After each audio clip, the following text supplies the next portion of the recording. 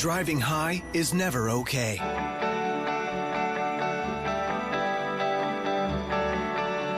This is Rogers TV, Durham Region.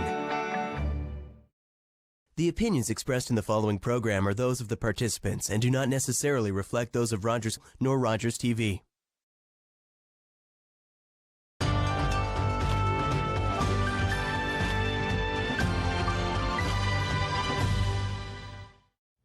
It is April the 23rd, 2020, and this is your COVID-19 local update. I'm Deborah Hutchison in the Rogers TV studio. You know, the Humane Society of Durham Region has not been immune to the challenges of COVID-19. Danielle Johnson is the shelter manager, and she is joining us today via video. Hi, Danielle. How are you? Hello, I'm good. Thank you for having me. So the shelter closed. Are you now into what, your fourth week of closure? Yes. Yeah. We're just past our fourth week now. So the shelter's been closed since March 17th. But you've still been caring for the animals and keeping operations up. How have you been caring for the animals? Oh, absolutely. So obviously the animals are our number one priority, along with the safety of our staff and our volunteers. So we made the decision to close the shelter on March 17th to the public.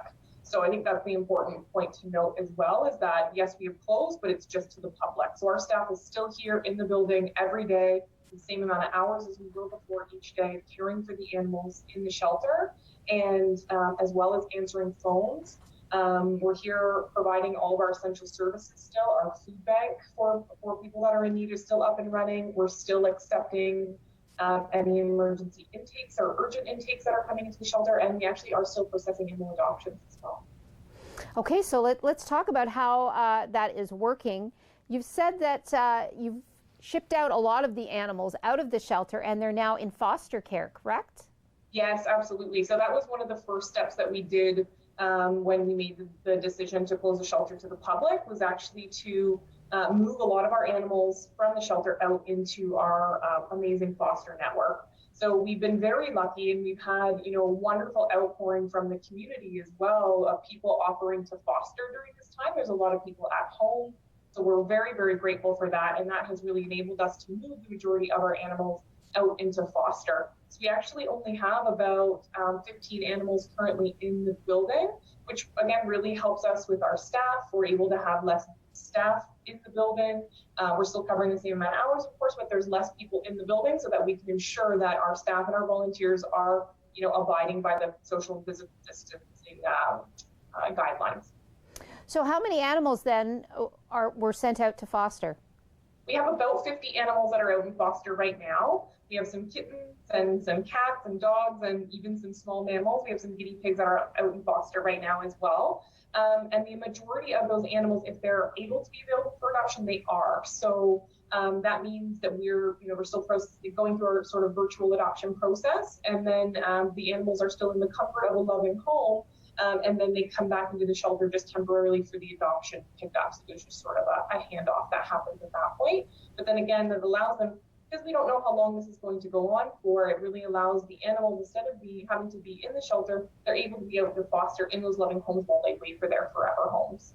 That is incredible when you consider 50 animals have found foster families who were willing to step up. Do you still need foster families?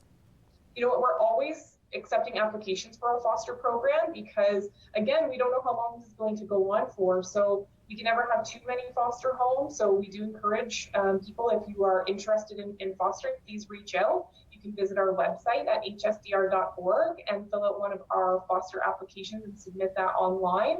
And you just let us know what types of animals you're interested in fostering.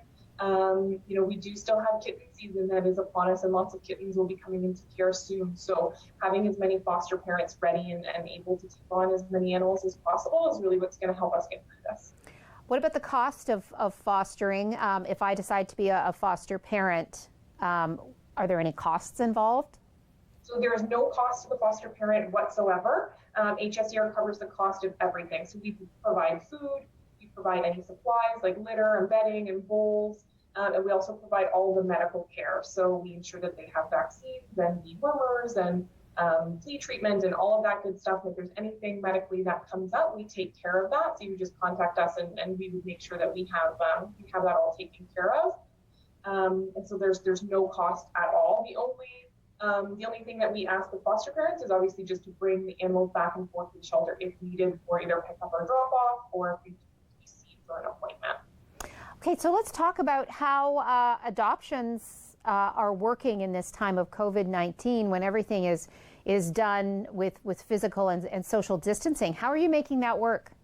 Oh, absolutely. So we think that adoptions are very important, and we obviously think it's very important to ensure that they are done safely and make sure that we are, following all those social and physical distancing.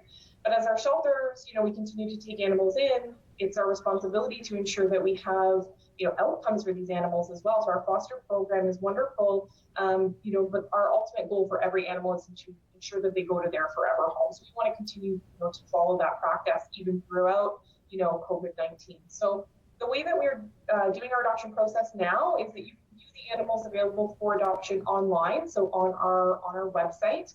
And if there's somebody that you're interested in, you can either give us a call, ask for more information, and we will give that to you. And you submit an application online. So you do that on our website. You can get the application, fill it out, you submit it online, and then we will contact you. We can answer any questions that you have, sort of complete a virtual interview over the phone.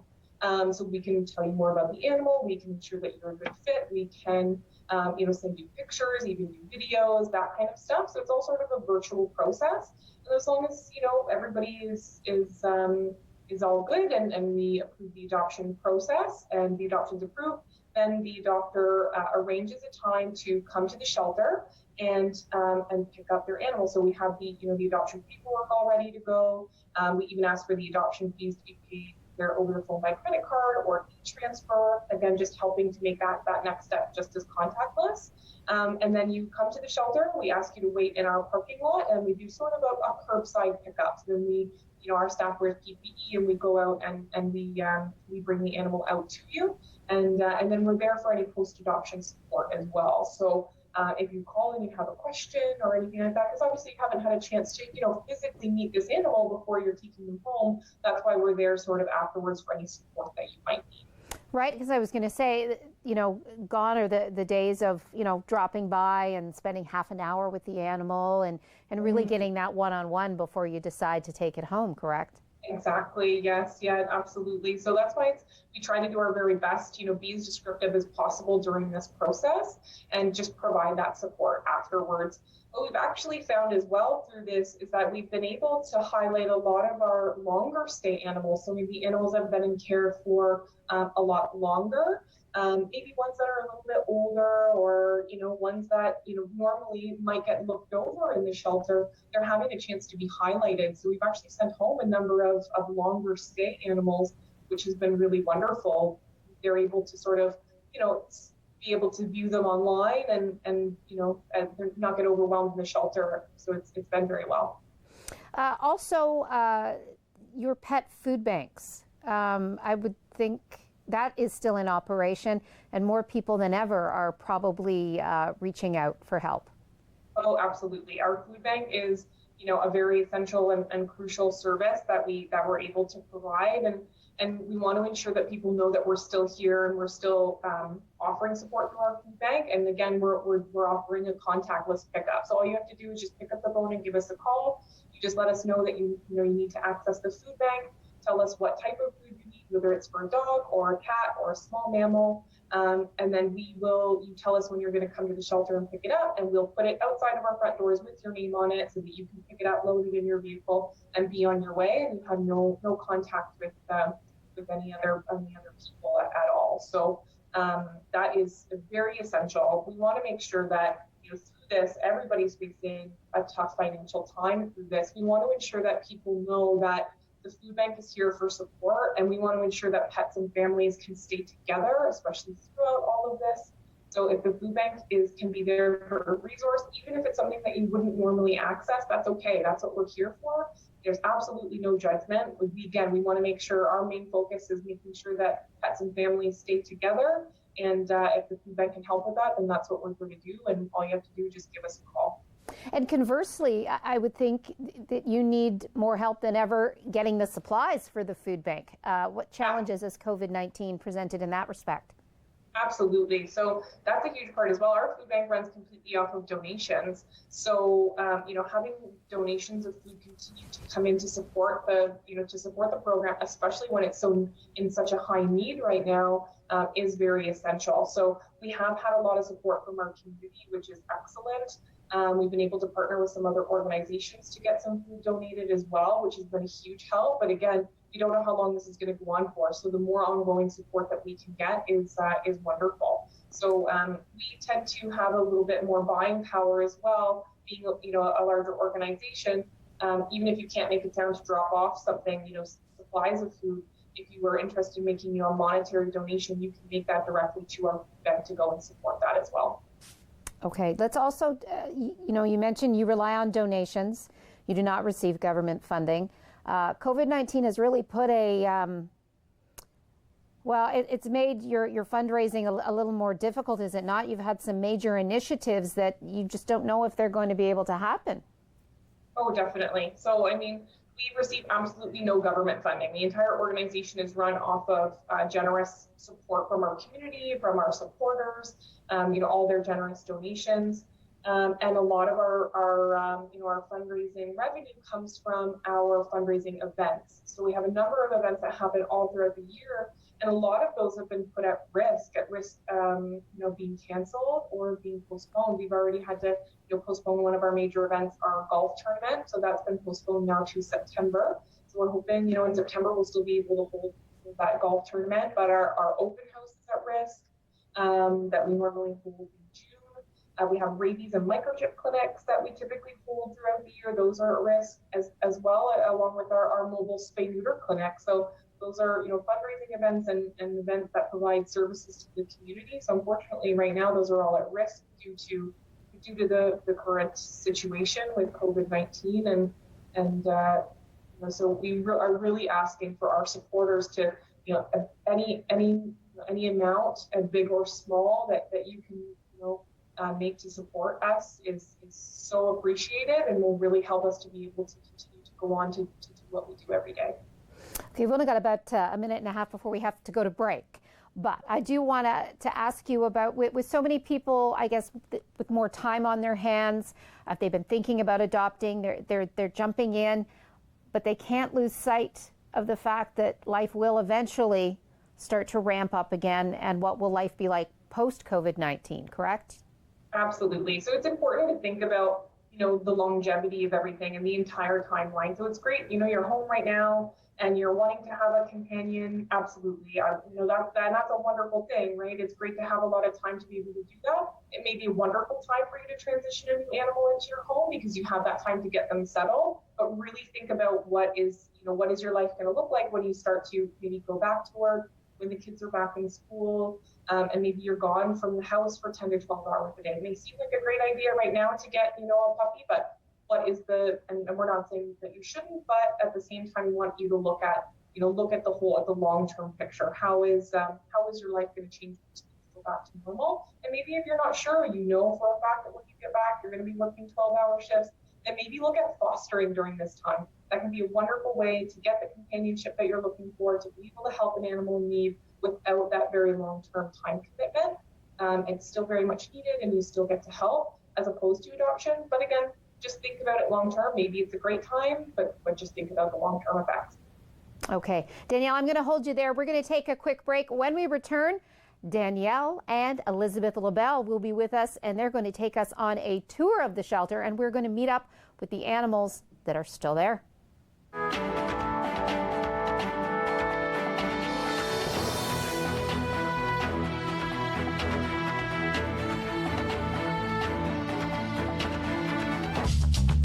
This program is brought to you by Ignite TV. Now you're in command. Visit Rogers.com for more details.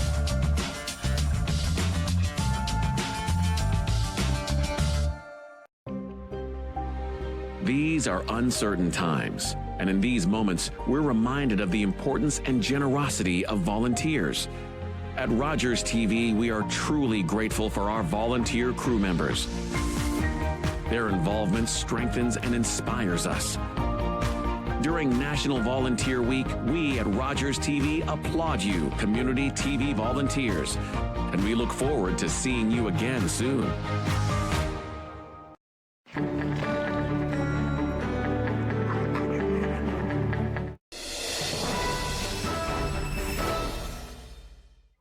We are back with your COVID-19 local update. It is April 23rd, 2020, and we are speaking with the folks from the Humane Society of Durham Region. Danielle Johnson, shelter manager, joins us once again, and she is taking us on a tour of the animals that remain there at the shelter, which is at the bottom of Thixon Road, correct? Yes, it is.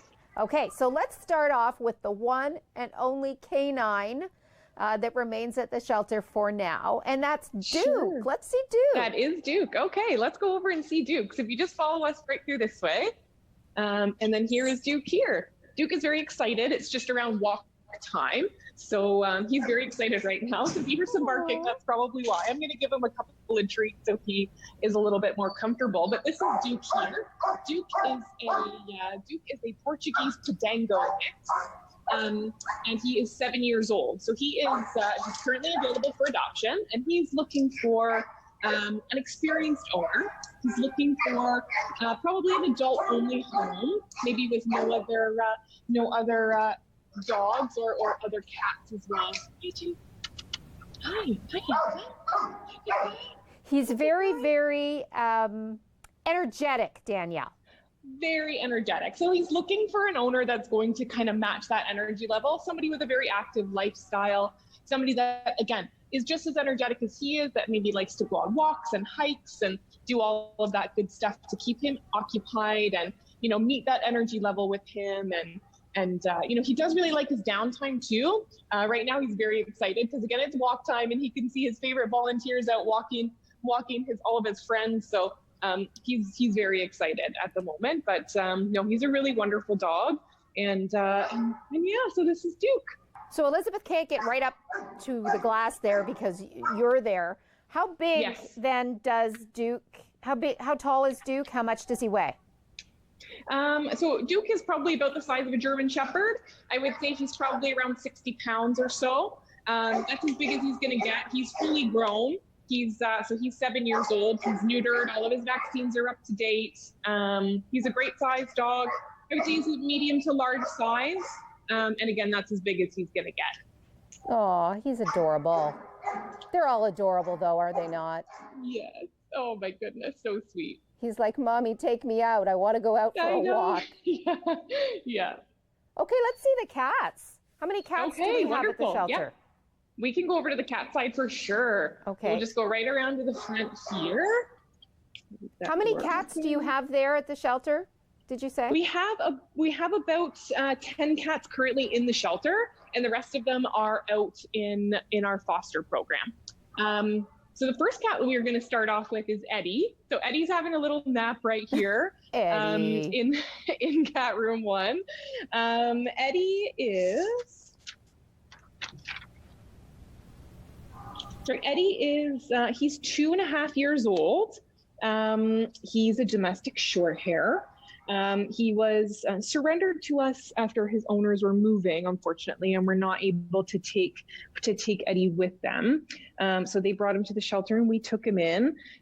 He is looking for an adult-only home. He's a lovely boy, and he would prefer to be the only cat. So with Eddie, he is very lovely, very playful, but he can sometimes get a little bit overstimulated. So somebody that is a little bit more experienced with cats and can kind of understand their language. And when he gets playing, sometimes he likes to play a bit rough and things like that. So somebody who knows the body language cues of cats and all that good stuff, because he really is wonderful. If he was awake right now, you would see him walking around, and he's a larger statured cat, not overweight by any means, but just is a bit of a larger cat. So he's lovely. He'd be a wonderful addition to any new family, that's for sure. He loves his toys and is very, very playful. So he's got this whole room to himself right now, actually, that he's currently in. Well, he must like that, being a very, he must like that a lot. Oh, yes. I think he absolutely loves that. So he gets the whole room around there to play with. He doesn't prefer other cats, so he would rather it this way. So he's very, very happy, I think, to be in this room all by himself with lots of toys, and he gets lots of attention all throughout the day. So he's happy as can be right now. Good for Eddie. I love that name, Eddie. Yes, yeah, Eddie. It's a great name. Great name. Now, you said that his previous owners were moving and had to couldn't take Eddie with them. So kudos to them for doing the right thing, though. Absolutely. And bringing Eddie to you. Exactly. That's what we're here for, right? So, I mean, if you're in a situation in your life where things happen and you're moving and you're not able to take them with, give us a call. That's what we're here for. So we understand that. Now Eddie will go to find a new forever home. Okay, let's see who else you have. Okay, wonderful. So the next room that we have here is a couple of kittens. So in here, we can actually go inside this room. We'll just ensure, obviously, that Elizabeth and I are maintaining our distance. Okay. So we have two little kittens in here, and their names are Avocado, I should say. So with a T, not a D, and Toast. So we've got Avocado and Toast in here running around. So these two little guys were the offspring of somebody's pet. So they were unwanted litter, unfortunately. These were the two left. They were unable to find them home. So they gave us a call. We said, absolutely, we will take them. So they are here in the shelter with us. And we just actually recently moved them to this large space for them to kind of free roam around in, since we don't have anybody else in here currently using it. So they just have this sort of great big play space to kind of run around and get all their energy out. And I see him popping out of there. Can you see him? Yeah. Yeah. Yes, there he is. Hi, Yessa. Hello. These are two little boys. They're both boys. Now, do they have to go together, Danielle? They don't, no. So, I mean, if you wanted to take them together, you most certainly could. We definitely encourage it, but it's not mandatory. So yeah, it's based on whatever your lifestyle's ready for. Are you ready for, two rambunctious kittens? Sometimes it's wonderful because they can keep each other occupied. So if you can take two, it's a great time to adopt them both together. We know that they get along since they're siblings. And, but no, I mean, they're very wonderful. They would be fine probably with another cat as well. And of course, they would be okay on their own too. They love the little tube, don't they? Yes, they do. Oh my goodness, cats love these little tunnels. And this is actually, I think, a couple of tunnels pieced together. Our ACWs are so creative when it comes to making, enrichment for the animals. So it looks like they've actually pieced together 3 different tunnels here for them. Hi, hello, hi, Anza. How you doing? Oh, it's that. So handsome. Yes. Oh my goodness. Hi. One looks a little darker than the other. One looks a little smoky. Yes. One is sort of like a smoky gray, and then the other is all black. So they're about 9 weeks old right now. We're just waiting for them to have their second set of vaccines, and then they will be available for adoption. So you won't see these two on the website just yet, but by next week, they'll be on the website ready to go. Okay. Who else do you have for us, Miss Danielle? Wonderful. Yes, we will go on to the next room.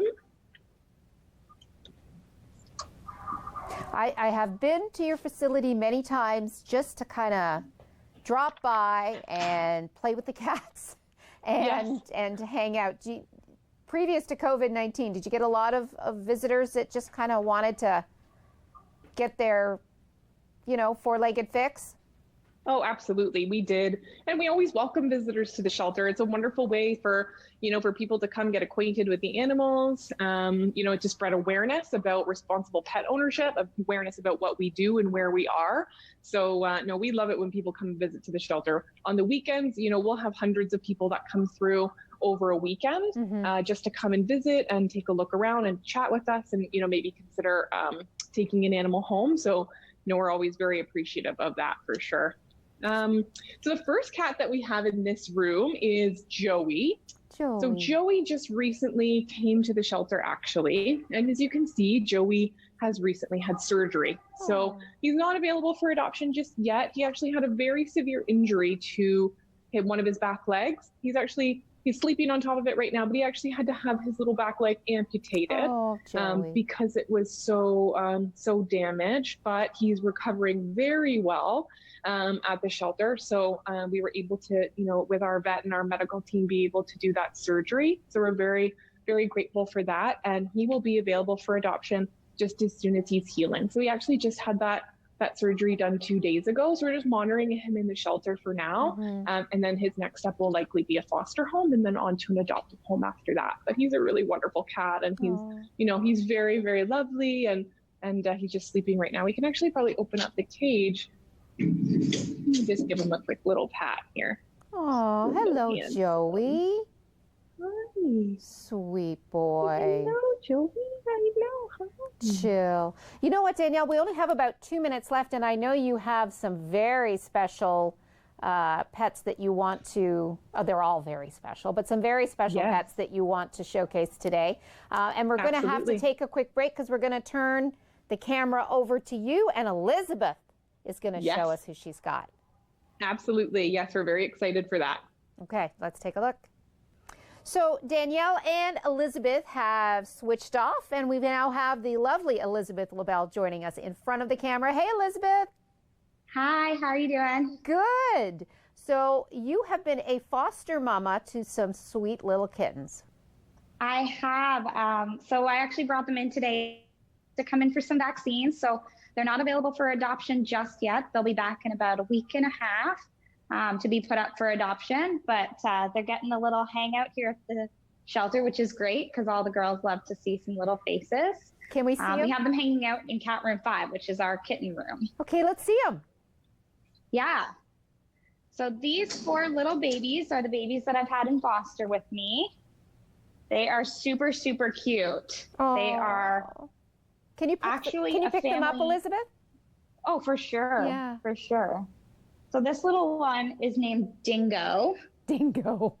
They are part of the koala kittens. So actually, mom had 8 babies, but unfortunately, she was just not strong enough to be able to feed all 8 of them. So we actually used another mom that we had in foster to be a surrogate for them. So they went into foster with me, with another mom, and she fed them and gave them milk and helped them grow so that they'd be big enough for adoption.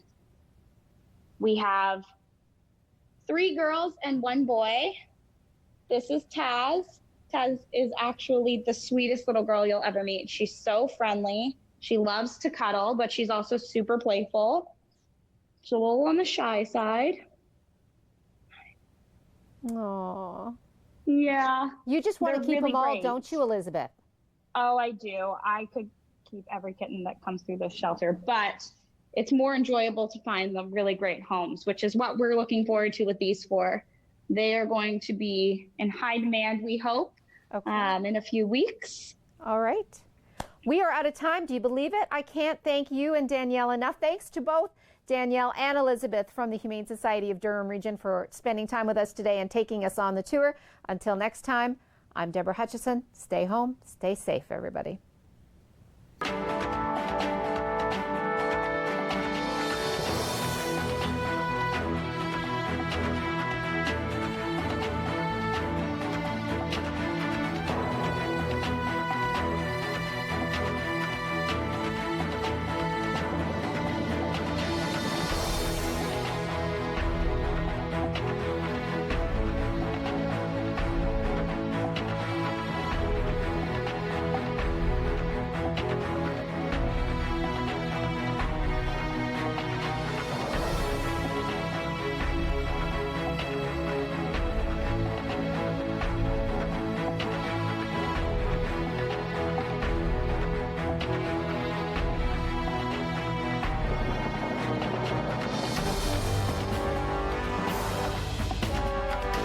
Call the Rogers TV viewer response line, email us, or connect with us on social media.